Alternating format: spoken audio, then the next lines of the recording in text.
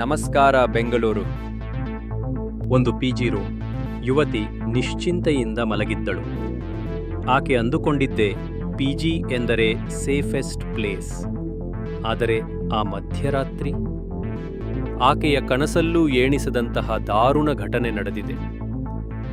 ಆಕೆಯ ರೂಮಿನ ಬಾಗಿಲ ಮೂಲಕ ಒಳನುಗ್ಗಿದ ಒಬ್ಬ ಅಪರಿಚಿತ. ಅವನು ಕಳ್ಳತನಕ್ಕಾಗಿಯೇ ಬಂದಿದ್ದ.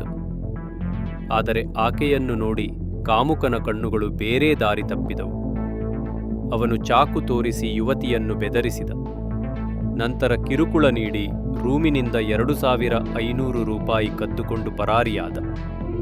ಆ ಕ್ಷಣದಲ್ಲಿ ಆಕೆ ಬೆಚ್ಚಿಬಿದ್ದಿದ್ದಳು.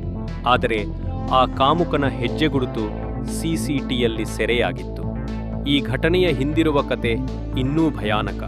ಇದೇ ವರ್ಷದ ಏಪ್ರಿಲ್ನಲ್ಲಿ ಸುದ್ದಗುಂಟೆಪಾಳ್ಯದಲ್ಲಿ ಯುವತಿ ಒಬ್ಬಳಿಗೆ ಕ್ಯಾಬ್ ಚಾಲಕ ಲೈಂಗಿಕ ದೌರ್ಜನ್ಯ ಎಸಗಿದ್ದ. ಜನತೆ ಇನ್ನೂ ಆ ಘಟನೆಯನ್ನು ಮರೆತಿರಲಿಲ್ಲ. ಅಷ್ಟರಲ್ಲೇ ಮತ್ತೆ ಬಿಟಿಎಂ ಲೇಔಟ್ ಪಿಜಿಯಲ್ಲಿ ಈ ಕಿರುಕುಳ ನಡೆಯಿತು. ಆ ಕಾಮುಕನ ಹೆಸರು ನರೇಶ್ ಪಟ್ಯಂ. ಆಂಧ್ರದ ಮದನಪಳ್ಳಿ ಮೂಲದವನು. ಬೈಕ್ ಟ್ಯಾಕ್ಸಿ ಡೆಲಿವರಿ ಕೆಲಸ ಮಾಡುತ್ತಿದ್ದ. ಆದರೆ ಆಗಾಗ ಕಳ್ಳತನಕ್ಕೂ ಕೈ ಹಾಕುತ್ತಿದ್ದ. ಇವನು ಪತ್ನಿಯೊಂದಿಗೆ ಅವಲಹಳ್ಳಿಯಲ್ಲಿ ವಾಸವಾಗಿದ್ದ. ಘಟನೆಯ ನಂತರ ಎಲೆಕ್ಟ್ರಾನಿಕ್ ಸಿಟಿಯ ಶಿಕಾರಿಪಾಳ್ಯದಲ್ಲಿ ತಲೆಮರೆಸಿಕೊಂಡದ್ದ. ಆದರೆ ಸರಣಿ ಸಿಸಿಟಿವಿ ಪರಿಶೀಲಿಸಿದ ಎಸ್ಜಿ ಪಾಳ್ಯ ಪೊಲೀಸರು ಕೊನೆಗೂ ಅವನನ್ನು ಅರೆಸ್ಟ್ ಮಾಡಿದ್ದಾರೆ. ತನಿಖೆ ವೇಳೆ ಮಾಹಿತಿ ಬಂದಿದೆ. ನರೇಶ್ ಕೇವಲ ಒಮ್ಮೆ ಮಾತ್ರ ಅಲ್ಲ, 5-6 ಪಿಜಿಗಳಿಗೆ ನುಗ್ಗಿ ಕಳ್ಳತನ ಮಾಡಿದ್ದ. ಲೇಡೀಸ್, ಮೆನ್ಸ್ ಯಾರದ್ದೇ ಇರಲಿ, ಬಾಗಿಲು ತೆರೆದು ಸಿಕ್ಕ ವಸ್ತುಗಳನ್ನು ಕದ್ದಿದ್ದ. ಬಾಗಲೂರಿನ ಪಿಜಿಯಲ್ಲಿ ಯುವತಿಗೆ ಕಿರುಕುಳ ನೀಡಿದ್ದ. ಮದನಪಳ್ಳಿಯಲ್ಲೂ 2 ಕಳ್ಳತನ ಪ್ರಕರಣಗಳು ಅವನ ಮೇಲೆ ದಾಖಲಾಗಿರುವುದು ಗೊತ್ತಾಗಿದೆ. ಇಷ್ಟು ದಿನ ಪಿಜಿಗಳಲ್ಲಿ ಭಯ ಹುಟ್ಟಿಸುತ್ತಿದ್ದ ಈ ಬೀದಿ ಕಾಮುಕ ಕೊನೆಗೂ ಪೊಲೀಸರ ಬಲೆಗೆ ಸಿಕ್ಕಿದ್ದಾನೆ. ಎಸ್ಜಿ ಪಾಳ್ಯ ಪೊಲೀಸರು ಅವನ ಮೇಲೆ ಈಗ ಹೆಚ್ಚುವಿನ ತನಿಖೆ ನಡೆಸುತ್ತಿದ್ದಾರೆ. ಪಿಜಿ, ಹಾಸ್ಟೆಲ್ ಅಥವಾ ಮನೆಯಲ್ಲಿದ್ದರೂ ಸುರಕ್ಷತೆ ಬಗ್ಗೆ ಅಲಕ್ಷ್ಯ ಮಾಡಬಾರದು. ಬಾಗಿಲು ಬೀಗ, ಸಿಸಿಟಿವಿ, ಸೆಕ್ಯೂರಿಟಿ ಇವೆಲ್ಲ ಕೇವಲ ಸೌಲಭ್ಯ ಅಲ್ಲ, ಜೀವದ ರಕ್ಷಣೆ.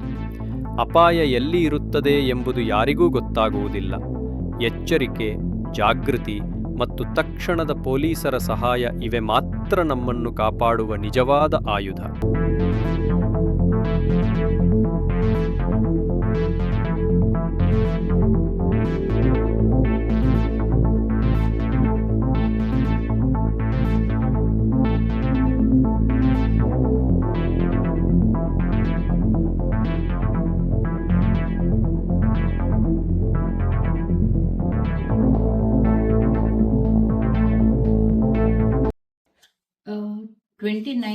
ಲಾಸ್ಟ್ ಮಂತಲ್ಲಿ ಹೊಸದಾಗಿ ಪಿಜಿ ಓಪನ್ ಆಗಿತ್ತು ಸುದ್ಗುಂಟೆಪಾಳ್ಯ ಲಿಮಿಟ್ಸ್ ಅಲ್ಲಿ. ಆವಾಗ ಮಧ್ಯರಾತ್ರಿ ಅಂದ್ರೆ ಅರ್ಲಿ ಮಾರ್ನಿಂಗ್ 3:30-4:30 ಗಂಟೆ ಮಧ್ಯದಲ್ಲಿ ಆ ಪಿಜಿದು ಗೇಟ್ ಮತ್ತೆ ಒಂದು ರೂಮ್ದು ಬಾಗಿಲು ಓಪನ್ ಇದ್ದಾಗ ಒಬ್ಬ ಯಾರೋ ಒಳಗಡೆ ಹೋಗಿ ಒಂದು ಯುವತಿ ಜೊತೆಲಿ ಅಸಭ್ಯವಾಗಿ ವರ್ತಿಸಿ ಅವ್ರ ಹತ್ರ ಇರೋದು ದುಡ್ಡು ಕಿತ್ಕೊಂಡು ಬಂದ್ರು ಅನ್ಕೊಂಡು ಮಾರನೇ ದಿನ ಪ್ರಕರಣ ದಾಖಲಾಗಿರುತ್ತೆ ಸ್ಟೇಷನ್ದಲ್ಲಿ. ಆ ಪ್ರಕರಣ ದಾಖಲಿಸ್ಕೊಂಡು ಟೀಮ್ಗಳು ಮಾಡಿ ತನಿಖೆ ಮಾಡಿದಾಗ ಗೊತ್ತಾಗುತ್ತೆ ಕ್ಯಾಮ್ರಾದಲ್ಲಿ ಒಬ್ಬ ಒಳಗಡೆ ಹೋಗಿ ಹೊರಗಡೆ ಬರೋದು.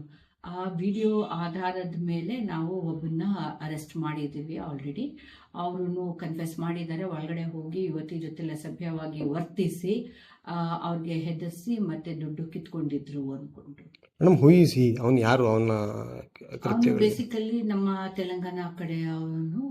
ಅಲ್ಲಿನೂ ಮೊಬೈಲ್ ಎಲ್ಲ ಸ್ನ್ಯಾಚಿಂಗ್ ಅಲ್ಲಿ ಇನ್ವಾಲ್ವ್ ಇದ್ದು ಅಂತ ಪ್ರಕರಣಗಳು ದಾಖಲಾಗಿದೆ. ಇಲ್ಲಿ ಬಂದ ನಂತರ ಅವನು ಸ್ವಿಗ್ಗಿ, ಝೊಮ್ಯಾಟೊ ಮತ್ತೆ ರ್ಯಾಪಿಡೋದಲ್ಲೆಲ್ಲ ಕೆಲಸ ಮಾಡ್ತಾ ಇದ್ದಾನೆ. ರಾತ್ರಿಗಳು ಓಡಾಡೋದು, ಈ ಥರ ಪಿಜಿಗಳಲ್ಲಿ ಎಂಟ್ರಿ ಮಾಡೋದು, ಈ ಥರದ್ದೆಲ್ಲ ಘಟನೆಗಳು ನಡೆದಿದೆ. ಆದರೆ ಎಲ್ಲೂ ಪ್ರಕರಣ ದಾಖಲಾಗಿಲ್ಲ. 4-5 ಕಡೆ ಬೇರೆ ಬೇರೆ ಸ್ಟೇಷನ್ ಲಿಮಿಟ್ಸ್ ಅಲ್ಲಿ ಸಿಟಿದಲ್ಲಿ ಮಾಡಿರೋದ್ ಬಗ್ಗೆ ತಿಳಿದು ಬಂದಿರುತ್ತೆ. ಇನ್ನು ಇಂತಹ ಸತ್ಯ ಆಧಾರಿತ ನ್ಯೂಸ್ ಅಪ್ಡೇಟ್ಸ್ ನೋಡಬೇಕು ಅಂದರೆ ಕಮೆಂಟ್ಸ್ನಲ್ಲಿ ನಿಮ್ಮ ಅಭಿಪ್ರಾಯವನ್ನು ಹೇಳಿ ಮತ್ತು ನಮ್ಮ ಚಾನೆಲ್ಗೆ ಸಬ್ಸ್ಕ್ರೈಬ್ ಮಾಡಿರಿ. Stay safe Bengaluru.